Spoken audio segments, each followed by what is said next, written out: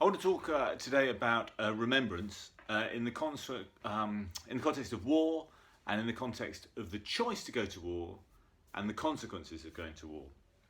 The choice to go to war and the consequences of going to war. It strikes me that people, often intelligent people, get in a real muddle about the decision to go to war. And I'm not a pacifist. I think there are times when it can be done, but essentially fewer than we would normally think. And it's amazing how quite intelligent people can end up thinking, oh yeah, it's a good idea.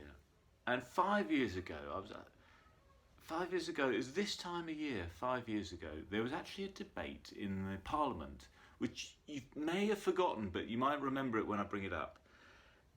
It was an all-day debate, went late in the evening, about a British military intervention in Syria. And this was during the course of the battle against IS. The Iraqi government had asked the British to help with their planes alongside the French because their air force would help the Iraqis fight against ISIS. And then the question was whether we could do that in Syria as well, because the Syrian government hadn't asked us to come in. So what mandate had we to do that? And there was this, and it went to a parliamentary debate. And Hilary Benn gave a speech near the end of the session. And it was such a well-received speech that he received a sustained round of applause in the House of Commons, which is very rare. And he was arguing for military intervention in this context. And by the way, it was a cross-party thing, and he happened to be for, Jeremy Corbyn was against, and the Conservatives similarly were split. And his argument was various. One was that ISIS were very bad people who did horrible executions against innocent people, which is true. Britain needed to do its bit. If other countries were doing it, then Britain should be there. Britain had always got a track record of standing up against fascists, and so this lay in that tradition.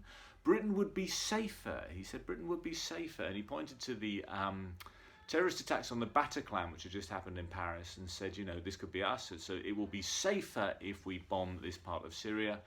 And then at the end, he even said we should not walk past on the other side. We should not pass by on the other side, which of course is a reference to the Good Samaritan passage. So he's citing Jesus' example, Jesus' parable of the Good Samaritan, as a reason to go to war.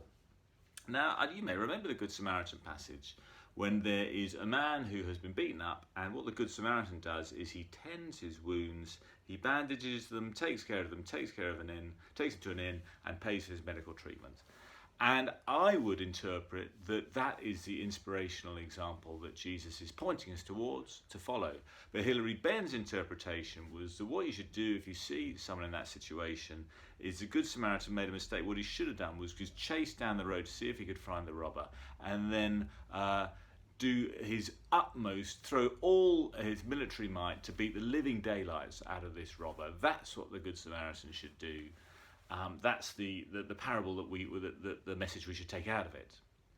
And Hilary Benn is a very intelligent, quite a good person, I think, but came up with a really convoluted argument about why we should go to war. And one of the interesting things looking back is just how absurd it seems to me. The aspect of his argument was that we would be safer if we go to war. Because in fact, in that instance, our Parliament voted against it. So Britain did not put its military bombs into that part of Syria. I don't know anyone who wakes up at night thinking, oh, we're not safe. If only we'd bombed Syria then I'd be feeling much safer. If only we'd put those bombs into Syria and killed a few people there, then I'd be really sleeping much more comfortably at night, because that would have stopped the terrorist attacks. Sure, we got a problem with terrorist attacks, but the idea that military intervention was going to have anything to make us safer here for the defence of our citizens is clearly nonsense. If you think about it now, it just comes, it's so ridiculous. Yet he was met with wild applause in the House of Commons. The choice to go to war often gets very convoluted in people's minds. And if you know, even Trump, thank goodness he's been taken out of office. But you know, a lot less military interventions under him than say Obama or George W. Bush. You know, he's an idiot, but somehow he knew that he had fewer wars. Intelligent people make very bad decisions about going to war. Of course, there are some times we need to go to war, but much fewer than we actually end up doing. What are the consequences of going to war? Well, the consequences are what we honour on Remembrance Sunday, and we see them. That's why we go out to the War Memorial. You see the consequences, which are the deaths. They're the deaths on our side, they're the other deaths on the other side. The consequences are horrendous. And it's not just with sorrow that we remember them, it's also with honour. You know, life, this was dangerous enough, but to deliberately offer yourself to go out into one of the most dangerous places, knowing that it's going to cost you potentially your life, to deliberately go out to offer yourself, that is an extraordinary thing. And sacrifice like that, that's something Jesus sanctified and said was beautiful. And so there is a kind of honour that we give them, but also it's a memorial to the cost.